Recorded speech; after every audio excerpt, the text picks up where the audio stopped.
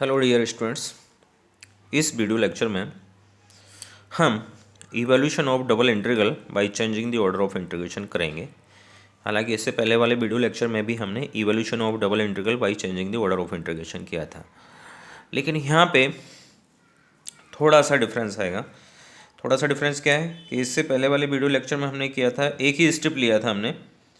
ये जो reason of integration था उसमें हमने एक ही स्टेप लिया था, और एक ही स्टेप लेने का रीज़न ये था कि वो रीजन ऑफ इंटीग्रेशन सभी जगह एक जैसा बिहेवियर था उसका, कहीं भी रीजन ऑफ इंटीग्रेशन का बिहेवियर चेंज नहीं हो रहा था, तो वहाँ पे हमारा एक स्टेप से ही काम चल गया था। लेकिन कभी कभी क्या होता है कि जो रीजन ऑफ इंटीग्रेशन मिलता है वो अपना 2 और मोर देन 2 प्लेसेस पे अपना बिहेवियर चेंज कर देता है। तो ऐसी कंडीशन में एक स्टेप से काम नहीं चल पाता, राइट। तो ऐसी कंडीशन में रीजन ऑफ इंटीग्रेशन को हमें ब्रेक करना पड़ता है 2 और मोर देन 2 पार्ट्स में, यानी कि हमें स्ट्रिप लेनी होगी 2 और मोर देन 2 स्ट्रिप्स लेनी होती है, ठीक है।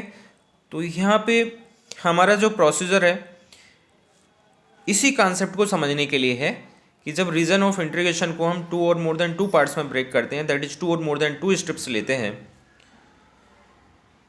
तो ऐसी कंडीशन में हम कैसे सॉल्व करते हैं।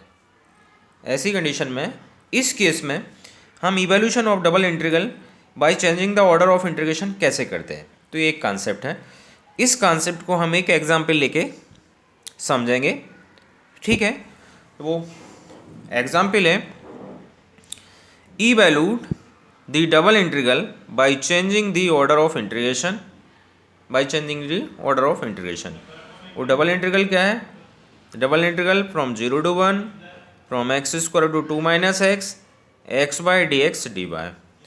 ये एक डबल इंटीग्रल है, इसको सिंप्लीफाई करना है कैसे? Bye changing the order of integration, right. तो प्रोसीजर अप्रॉक्सीमेट 90% प्रोसीजर वही है जो इससे पहले वाले वीडियो लेक्चर में हमने किया था। ओनली 10% जो थोड़ा सा कॉन्सेप्ट चेंज है वो मैंने बता दिया कि रीजन ऑफ इंटीग्रेशन हम 2 और मोर देन 2 पार्ट्स में ब्रेक करेंगे, यानी कि 2 और मोर देन 2 स्ट्रिप्स लेनी पड़ेगी, ठीक है। तो बस यही थोड़ा सा हम समझेंगे कि वो 2 और मोर देन 2 स्ट्रिप्स कैसे लेते हैं, देन कैसे सिंप्लीफाई करते हैं। तो चलिए देखते हैं। तो सबसे पहले तो ये गिवन इंटीग्रल है I is equal to 0 to 1 x square 2 minus x y d x d y. तो इसका ऑर्डर चेंज करना है, पर ऑर्डर चेंज करने से पहले भी हमें इसमें आइडेंटिफाई करना पड़ेगा कि इस इंटीग्रल में इनर इंटीग्रल कौन सा और आउटर इंटीग्रल कौन सा है। ओके, तो देखते हैं। इनर इंटीग्रल के लिए हमने पहले ही समझा था कि सबसे पहले जो कर्वी लिमिट्स हैं वो चेक कीजिए कौन से वेरिएबल में है। तो यहाँ x square 2 minus x curvy limits variable x में है, तो वेरिएबल एक्स में इसका मतलब ये है कि आपका जो इनर इंटीग्रल है वो inner integral with respect to y integrable होगा। ये मैंने कॉन्सेप्ट बताया था कि अगर वेरिएबल लिमिट एक्स में है तो inner integral will be integrated with regard to variable y and outer integral will be integrated with regard to variable x. Okay, तो अब with regard to y inner integral को आप integrate करोगे तो bye का जो वेरिएबल है वो बाय के साथ आ जाएगा। तो बाय का वेरिएबल कौन सा है? बाय, ये बाय इंटू डी बाय, और एक्स के साथ एक्स वाला चला जाएगा तो ये आ जाएगा आउटर में आ जाएगा x into D x. Okay, और देन आउटर इंटीग्रल अब जो एक्स में है तो एक्स की लिमिट्स होंगी ये एक्स की लिमिट्स हैं, x is equal to 0 to 1, और inner integral with respect to y integrate हो रहा है तो ये किसकी लिमिट्स हैं? These are the limits of y. तो सबसे पहले तो हमने जो गिवन इंटीग्रल था वो गिवन इंटीग्रल को ही हमने ऐसे सेकंड में राइट डाउन किया है कि हमें इनर इंटीग्रल पता चल गया और आउटर इंटीग्रल पता चल गया, ठीक। अब इसका हमें ऑर्डर चेंज करना है। तो ऑर्डर चेंज करना है यानी कि यहाँ पे जो inner integral with respect to y integrate हो रहा है, ऑर्डर चेंज करने के बाद क्या हो जाएगा? रफली ऑर्डर चेंज कर रहा हूँ मैं।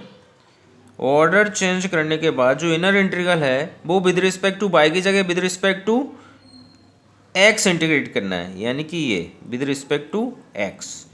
और आउटर इंटीग्रल यानी ऑर्डर चेंज कर रहे हैं हम, आउटर इंटीग्रल अभी with respect to x integrate हो रहा था, then outer integral with respect to y integrate करना है।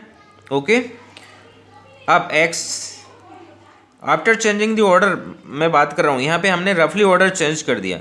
अब एक्स के साथ कौन सा वेरिएबल आएगा, एक्स वाला, तो एक्स के साथ कौन सा आएगा एक्स, एंड बाय के साथ कौन सा आएगा बाय वाला। तो यहाँ पे हमें ऑर्डर रफली ऑर्डर चेंज कर चुके हैं। तो inner integral with respect to x integrate कर रहे हैं और आउटर इंटीग्रल को with respect to y integrate करेंगे। ये हमने ले लिया क्वेश्चन नंबर 1। अब हमारा मेन टास्क ये है कि यहाँ पे जो ऑर्डर चेंज करने के बाद ये जो इनर इंटीग्रल है विद रिस्पेक्ट टू जो एक्स इंटीग्रेबल है with respect to x integrate कर रहा है, तो यहाँ पे ये जो इसकी लिमिट्स हैं एक्स की लिमिट्स होंगी, तो ये लिमिट्स हमें फाइंड आउट करना है। और जो आउटर इंटीग्रल है, आउटर इंटीग्रल में ये जो लिमिट्स होंगी ये बाय की लिमिट्स होंगी, तो ये बाय की लिमिट्स हमें फाइंड आउट करना है और ये एक्स की लिमिट्स फाइंड आउट करना है। अब हमारा सेकंड टास्क ये है, तो ये एक्स की लिमिट्स फाइंड आउट करने के लिए एंड ये बाय की लिमिट फाइंड आउट करने के लिए हमें रीजन ऑफ इंटीग्रेशन बनाना पड़ेगा, देन ये लिमिट्स हमें मिल पाएंगे। तो अब region of integration find out करने के लिए जो प्रोसीजर है वो एज यूजुअल प्रोसीजर ही है कि सबसे पहले जो गिवन इंटीग्रल है वहाँ से आप लिमिट्स आइडेंटिफाई कीजिए बाय की एंड एक्स की। तो देखिए यहाँ पे कहाँ पे, यहाँ पे एज गिवन, मैं इधर बता रहा हूँ as given limits of y आर, लिमिट्स ऑफ बाय आर क्या है, देखो बाय की लोअर लिमिट क्या है, from y is equal to x square to y is equal to 2 minus x. तो y minus two minus x means that x plus y is equal to 2। तो these are the limits of y, y is equal to x square to x plus y is equal to 2, right? And limits of x are and limits of x are from, ये देखो limit x की क्या है 0 to 1, x is equal to 0 to x is equal to 1। Okay, तो ये किसकी limit है, ये x की लिमिट है। तो finally we got all 4 limits, that is limits of y and limits of x. तो ये इनसे जो बाउंडेड एरिया होगा from all these 4 limits, bounded area from all these limits of y and limits of x, that is 4 limits हैं या 4 curves बोल रहे हैं। Y is equal to x square, x plus y is equal to 2, x is equal to 0, x is equal to 1। ये 4 curve से जो bounded area होगा वो बाउंडेड एरिया या जो बाउंडेड रीजन होगा वो ही रीजन ऑफ इंटीग्रेशन होगा।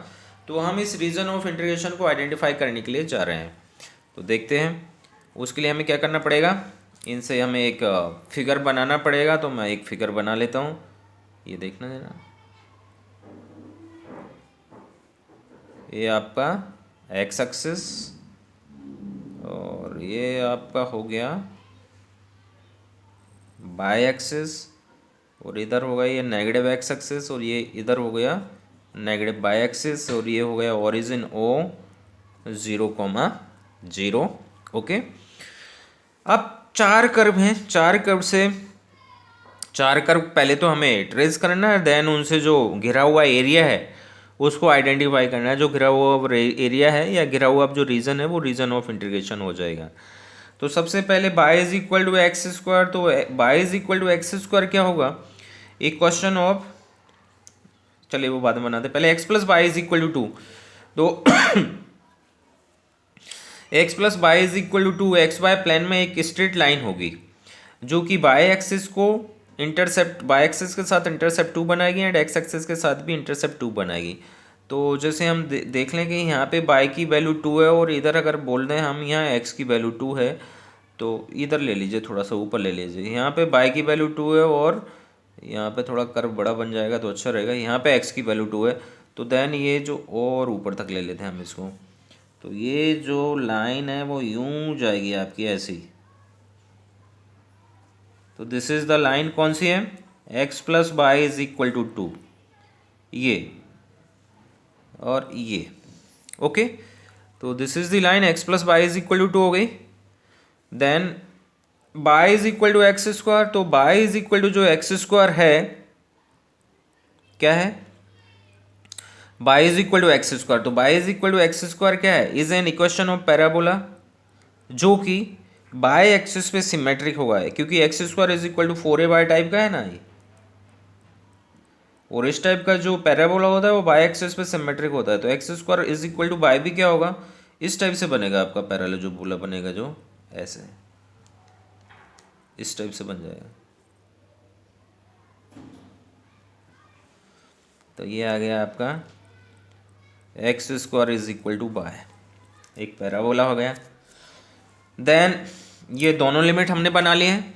Then x is equal to 0, तो x इज इक्वल टू 0 क्या होता है, इक्वेशन ऑफ बाय एक्सिस हो जाता है, तो ये x इज इक्वल टू 0 भी बना लिया। Then x is equal to 1, x is equal to 1 is a straight line, straight line, और कैसी होगी, पैरेलल टू बाय एक्सिस, यानी ऐसी जाएगी पैरेलल टू बाय एक्सिस। लेकिन अब ये जाएगी कहाँ से, x इज इक्वल टू 1, तो x इज इक्वल टू 1 के लिए पहले हम ये वाला ये पॉइंट है इनको सिंप्लीफाई कर लेते हैं कि ये इनका जो x square is equal to y and x plus y is equal to 2, जो आपस में एक दूसरे को ये जो काट रहे हैं, तो ये पॉइंट कौन सा हो जाएगा यहाँ पे, तो देखेंगे x square is equal to y, then y की वैल्यू क्या है यहाँ से x minus 2, x square is equal to x minus 2, then x square minus x plus 2 is equal to 0। ठीक,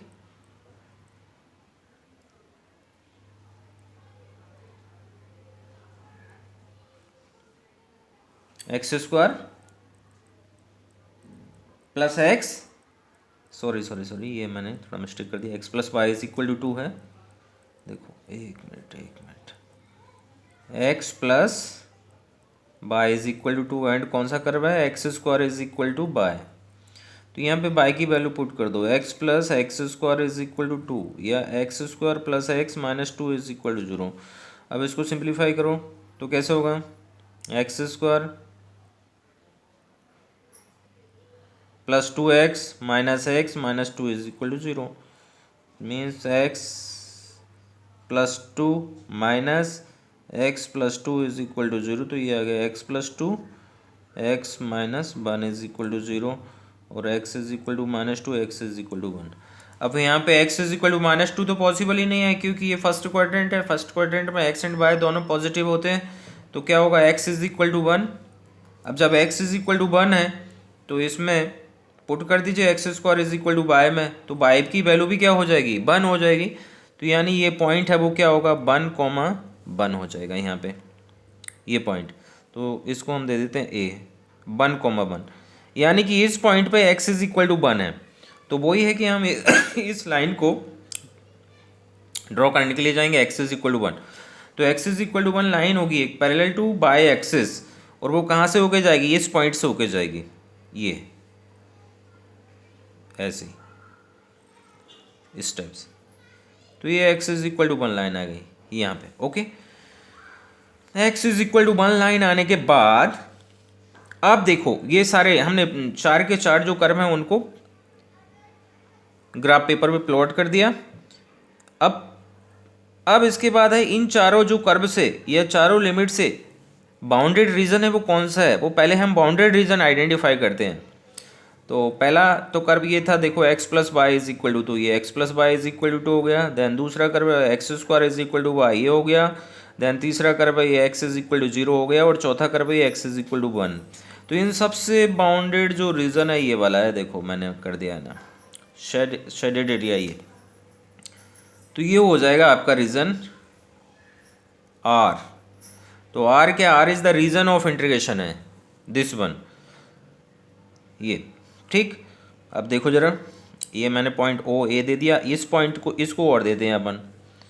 तो पहले यहाँ पे इसके कोऑर्डिनेट क्या हो जाएंगे, इस वाले पॉइंट के, यहाँ पे x की वैल्यू तो 0 है, और x की वैल्यू 0 किसको कट कर रही है, ये y axis and x plus y is equal to 2 का इंटरसेक्शन पॉइंट है, तो x इज इक्वल टू 0 इसमें पुट कर दो, y की वैल्यू 2 मिल जाएगी। तो ये पॉइंट के, और इसको हम कैपिटल B दे देते हैं। तो इस पॉइंट के जो कोऑर्डिनेट हैं b 0,2 हो गए। ओके तो फाइनली अगर हम देखें रीजन ऑफ इंटीग्रेशन क्या है, r is equal to OAB, r is equal to OAB। Okay, ये इंपॉर्टेंट पॉइंट था। तो it was our first task कि क्या थी कि सबसे पहले first of all we have to identify the region of integration, that is which one will be the region of integration. तो ये पहला टास्क होता है कि how to identify the region of integration. तो for identifying the region of integration first of all you have to plot the graph. वो कैसे plot करेंगे आप ग्राफ को प्लॉट करने के लिए आप क्या करोगे कि जो लिमिट्स हैं एक्स एंड वाई की उनका यूज करोगे, और limits of x and y मतलब इक्वेशन ऑफ कर्व्स ही हो जाते हैं वो। तो इक्वेशन ऑफ जो कर्व्स हैं वो सारे कर्व्स को आप है ना बनाओगे, ड्रॉ करोगे, देन उनसे जो बाउंडेड रीजन है वो बाउंडेड रीजन से आपको रीजन ऑफ इंटीग्रेशन मिलेगा। ओके, तो जैसे कि यहाँ पे हमने जो चार सॉरी 4 लिमिट्स थी, 4 लिमिट्स थी एक्स एंड वाई की, दैट इज 4 कर्व्स थे। उन चारों कर्व को हमने क्या किया, ड्रॉ किया। ड्रॉ करने के बाद उनसे जो बाउंडेड एरिया है या बाउंडेड रीजन है तो वो ये मिल गया। बाउंडेड रीजन कौन सा है, r is equal to OAB, इनसे घिरा हुआ ये मिल गया। ठीक, तो अब ये मिल गया ये रीजन R। इस रीजन R में अब हमें ये यहाँ पे आते हैं वापस क्वेश्चन नंबर 1 पे। ये देखना है कि strip with parallel to x axis होगा या पैरेलल टू बाय एक्सिस होगा। क्यों, क्योंकि अब इस रीजन R में after changing the order of integration हमें x की लिमिट्स फाइंड आउट करना है, y की लिमिट्स फाइंड आउट करना है। ये वाला टर्म तो क्या था, it was the term before changing the order of integration. तो यहाँ तो हमें पता है कि यहाँ पे parallel to y axis strip होगी, लेकिन ये क्या है, this is a term that we got after changing the order of integration, या इंटीग्रल बोले हम। ये इंटीग्रल कब हमें मिला है, after changing the order of integration. हमने ऑर्डर यहाँ चेंज कर दी। तो after changing the order of integration अब हमें यहाँ x की लिमिट्स चाहिए, y की लिमिट्स चाहिए। तो अब ये क्वेश्चन ये बनता है, पॉइंट पे आता हूँ कि हम जो स्ट्रिप लेंगे पैरेलल टू x एक्सिस लेंगे रीजन में या पैरेलल टू y एक्सिस लेंगे। तो यहाँ पे देखो इनर इंटीग्रल को हम with respect to x integrate कर रहे हैं, तो हम parallel to x axis strip लेंगे। क्या लेंगे, पैरेलल टू x एक्सिस। ये हमने एक स्ट्रिप ले लिया parallel to x strip. But अब देखना जरा, जो रीजन R है parallel to x axis, region R में हम पैरेलल टू x एक्सिस तो स्ट्रिप लेंगे। बट अगर हम यहाँ स्ट्रिप ये अकेले ये स्ट्रिप लेते हैं तो क्या पहले चेक करना पड़ेगा कि इस स्ट्रिप के जो हमारा मान लो PQ ले लिया हमने ये स्ट्रिप, तो क्या ये PQ एक ही स्ट्रिप से काम चल जाएगा। क्योंकि यहाँ अगर हम यहाँ देखें P की वैल्यू क्या है, P पे x की वैल्यू 0 है और Q पे x की वैल्यू क्या है, यहाँ पे आप देखेंगे कि ये x is equal to 2 minus y. क्यों, क्योंकि Q touches the curve x plus y is equal to 2, और x plus y is equal to 2 को जब आप x के लिए सिंप्लीफाई करोगे तो यहाँ पे x is equal to 2 minus y मिल जाएगा। तो यहाँ पे P पे x की लिमिट 0 और Q पे x की लिमिट 2 माइनस वाई है। लेकिन जैसे ही आप नीचे की तरफ आओगे तो नीचे की तरफ आने पर देखो ये एक लाइन दिख रही है आपको यहाँ से यहाँ तक तो ये जो Q है, Q किस कर्व को x plus y is equal to 2 को टच करता है। इस लाइन तक अगर मैं इस लाइन को दे दूँ लेट, ये मैं एक C पॉइंट दे देता हूँ इसको, ये जो लाइन मैंने खींच दी है मीन्स CA, जो CA लाइन है, CA लाइन के ऊपर P तो पोजीशन ठीक ही है, लेकिन Q जो है, Q किस कर्व को टच करता है, x plus y is equal to 2। लेकिन जैसे ही मैं इस लाइन के नीचे आता हूँ, देखो इस लाइन के नीचे, तो ये जो R है अपना जो रीजन ऑफ इंटीग्रेशन R अपना नेचर चेंज कर देता है। क्यों, क्योंकि अगर अब मैं इस स्ट्रिप यहाँ लूँ ऐसे, ये स्ट्रिप यहाँ पे ले लेता हूँ मैं, तो जैसे कि अगर मैं यहाँ P लेता हूँ और यहाँ Q लेता हूँ, तो ये जो Q है किस कर्व पे आ जाता है, Q आ जाता है आपका x square is equal to y पे। किस कर्व पे आ जाता है, x square is equal to y पे। जैसे मैं यहाँ ले लेता हूँ x square is equal to y पे आएगा, और जब एक्स को सिंप्लीफाई करोगे आप तो रूट बाय मिलेगा। क्या मिलेगा, x is equal to root y, plus minus root y मिलेगा। हालांकि यहाँ फर्स्ट क्वाड्रेंट में है तो x की पॉजिटिव वैल्यू लेंगे हम, नेगेटिव वैल्यू नहीं लेंगे। तो कहने का मतलब है ये जो लाइन सी ए है, इस लाइन के ऊपर एक रीजन अलग बन रहा है, नीचे रीजन अलग बन रहा है। इट मीन्स जो रीजन आर है अपना बिहेवियर चेंज कर देता है। कहाँ पे, लाइन सी ए पे। लाइन सी ए के ऊपर क्यू जो है curve x plus y is equal to को टच कर रहा है, जबकि लाइन सी ए के जो नीचे है जो पॉइंट क्यू है वो curve x square is equal to y को टच कर रहा है, that is x is equal to root y. So this is the region, this is why we break this region R into two sub regions. जैसे कि ऐसा करना पड़ेगा हमें कि एक रीजन तो ये हो गया आपका R is equal to O A B is equal to O A C plus दूसरा सी ए बी। ये रीजन है, क्या पॉइंट है, क्या लॉजिक है कि आर को हम दो सब रीजन में है ना ब्रेक कर रहे हैं, क्योंकि ये जो रीजन आर है, ये पॉइंट सी ए, जो लाइन सी ए है, इसके ऊपर और इसके नीचे, सी ए के बाद ऊपर जाएं या सी ए के नीचे जाएं तो अपना नेचर चेंज करता है। तो इसी कारण हम इसको रीजन को दो सब रीजन्स में ना ब्रेक कर लेते हैं। पहला सब रीजन हुआ है ओ ए सी और दूसरा सब रीजन हुआ है सी ए बी। तो अब यहाँ पे हमें दो स्ट्रिप लेनी पड़ेगी। पहली स्ट्रिप लेनी पड़ेगी रीजन ओ ए सी में, तो ये मैंने दे दिया P1 Q1, और दूसरी स्ट्रिप लेनी पड़ेगी सब रीजन सी ए बी में, तो ये मैंने दे दिया P2 और ये Q2।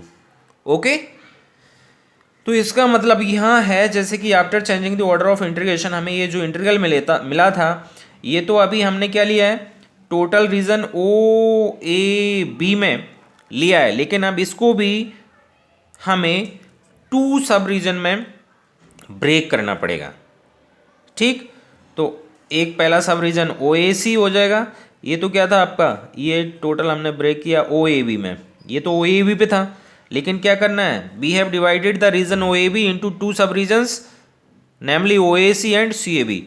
तो this term will be the sum of two terms, पहला इन रीजन ओ ए सी और दूसरा इन रीजन सी ए बी। तो देखो इसी को मैं यहाँ राइट डाउन कर रहा हूँ, ये इसी टर्म को, this integral will be equal to value of this integral in region O A B will be equal to value of integral, ये देखना जरा इसको, ये integral x d x y d y plus, okay, plus integral x d x y d y. तो ये जो है मैंने दे लिया यहाँ पे ओवर द रीजन, ये ओ ए बी था, ये पूरा टर्म क्या था, integral double integral over the region O A B था। अब लेकिन यहाँ पे ये फर्स्ट टर्म, ये ओवर द रीजन हमें लेना है ओ ए सी, और सेकेंड टर्म यहाँ पे लेना है over the region C A B. तो in region O A C value of the double integral, यहाँ value of the double integral in region C A B, दोनों में जो आएगी वैल्यू उसको हम क्या कर देंगे, ऐड कर देंगे, तो वो किसकी इक्वल हो जाएगी, इसकी इक्वल हो जाएगी। ये मैंने ले लिया है क्वेश्चन नंबर सेकंड। ओके, तो अब हमारा फाइनल टास्क ये है कि रीजन ओ ए सी में हमें लिमिट्स देखनी है, किसकी, ये एक्स की हैं और ये बाय की हैं, और दूसरा हमें यहाँ रीजन सी ए बी में लिमिट्स देखनी है एक्स की एंड ये बाय की। ओके, तो अब मैं आता हूँ, यहाँ देख लिया मैंने ओ A C reason O A सी में, तो ओ ए सी रीजन ये ओ ए सी, तो in region O A C B have taken strip P1 Q1। तो P1 जो स्ट्रिप है, P1 स्ट्रिप कौन से कर्व पे है, बाय एक्सिस पे है, तो P1 पॉइंट पे जो x की वैल्यू है वो क्या है, x इज इक्वल टू 0। तो ये देखेंगे इन दी रीजन ओ ए सी जो स्ट्रिप है P1 Q1 का जो स्टार्टिंग एंड है वो P1 है, P1 पे x की वैल्यू क्या है, x इज इक्वल टू 0 है, एंड जो एंड पॉइंट है Q1, Q1 पे x की वैल्यू क्या है? तो देखो Q1 पे मैंने x की वैल्यू निकाली थी, Q1 touches to the curve x square is equal to y, तो then x is equal to root y. तो ये तो x की लिमिट्स आ गई हैं हमारी यहाँ पे, किसमें? इस रीजन OAC में। एंड बाय की लिमिट्स क्या हो जाएंगी? तो बाय की लिमिट्स इस पूरे रीजन में OAC में बाय कहाँ से कहाँ तक वैरी करता है। तो इस रीजन में आप देखेंगे बाय कहाँ 0 है, यहाँ पे वैल्यू बाय की, यहाँ 1 है, और यहाँ भी वैल्यू क्या है? 1 है, 0,1। तो y varies from 0 to 1, so y की लिमिट हो जाएंगी OAC में क्या हो जाएंगी? 0 to 1। एक्स की लिमिट निकाली पहले हमने OAC में, देन बाय की लिमिट निकालने के लिए हम क्या चेक करते हैं कि इस रीजन में बाय किस पॉइंट से लेके किस पॉइंट तक वेरी करता है। तो OAC रीजन में बाय जो है वो 0 to 1, 0 से लेके 1 तक वेरी करता है, मीन्स बाय की लोअर लिमिट 0 होगी और अपर लिमिट होगी 1। तो मैं पे अब यहाँ पुट कर देता हूँ, देखो OAC रीजन में, इन रीजन OAC एक्स की लिमिट्स क्या मिली हमें? x is equal to 0 to root y, and y की लिमिट क्या मिली? 0 to 1। तो ये बाय इज इक्वल टू, यहाँ पे देखोगे आप sorry, y is equal to 0 to 1। तो ये OAC रीजन में हमें लिमिट्स पता चल गई है ना, x की limits are from 0 to root y and y की limits are from 0 to 1। Okay, now अब मैं जो अपर रीजन है कौन सा? CAB, in region CAB limits find out करने के लिए जाता हूँ। रीजन CAB पहले हम लिमिट्स किसकी फाइंड आउट करेंगे? x की। तो आप देखो स्ट्रिप, x की लिमिट्स फाइंड आउट करने के लिए हम स्ट्रिप का यूज करेंगे P2 Q2। तो P2 पे जो x की वैल्यू है उससे हमें लोअर लिमिट मिलेगी x की, और Q2 पे जो x की वैल्यू होगी उससे हमें अपर लिमिट मिलेगी x की। तो P2 किस पे है? बाय एक्सिस पे है। तो बाय एक्सिस पे क्या होता है? x इज इक्वल टू 0 होता है। एंड जो Q2 है वो Q2 पे मैंने बताई था अभी आपको, Q2 किस कर्व को टच कर रहा है? x plus y is equal to 2 को। और जब हम इसको x के लिए सिंप्लीफाई करेंगे तो हमें क्या मिला था? x is equal to 2 minus y. तो ये x की लिमिट्स मिल गई हमें, x is equal to 0 to x is equal to 2 minus y. And इस पूरे रीजन में CAB में, इस पूरे रीजन CAB में बाय किस पॉइंट से लेके किस पॉइंट तक वेरी करता है? तो बाय कहाँ तक? देखो बाय की लिमिट, बाय यहाँ 1 है और यहाँ क्या है? 2 है, और बाय इस C पे भी क्या है? 1 है। तो 1 2 2 बाय का जो वेरिएशन है इन द रीजन CAB कहाँ से कहाँ तक होता है? 1 से लेके 2 तक। तो y is equal to 1 y की लोअर लिमिट होगी, and y is equal to 2 y की अपर लिमिट हो जाएगी। तो रीजन CAB में भी हमने लिमिट्स फाइंड आउट कर ली हैं। x की लिमिट्स क्या है? लिमिट्स ऑफ x, ये रीजन CAB है, limits of x are from x is equal to 0 to 2 minus y, and y की लिमिट क्या है? बाय इज इक्वल टू, देखो 1 टू 2। बस ये हमारा फाइनल, हमें मेन टास्क यही था। एक डिफरेंस था जो कि इससे पहले वाले वीडियो लेक्चर में और इस वीडियो लेक्चर में। तो ये अभी हमारा ऑर्डर चेंज कर लिया हमने। ऑर्डर चेंज करने के बाद अभी ये दोनों हमें इंटीग्रल मिल गए। ये दोनों इंटीग्रल को अब आप क्या कर सकते हैं? सिंप्लीफाई कर सकते हैं, और सिंप्लीफाई